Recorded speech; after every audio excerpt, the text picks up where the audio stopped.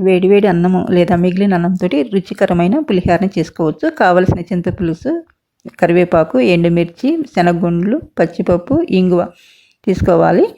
మొదటిగా మనం నూనెని వేడి చేసుకొని ఆ వేడి చేసిన నూనెని అన్నంలో వేసి కలపాలి.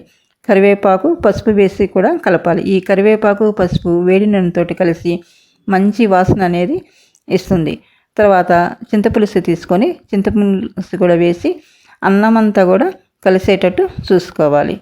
ఈ విధంగా కలపటం వల్ల మంచి వాసన అనేది వస్తుంది. తర్వాత తాలింపు నాకు శనగ నూనెతో పాటు ఆవాల నూనె తీసుకున్నాను. ఈ నూనెలో ఆవాలు వేసాను.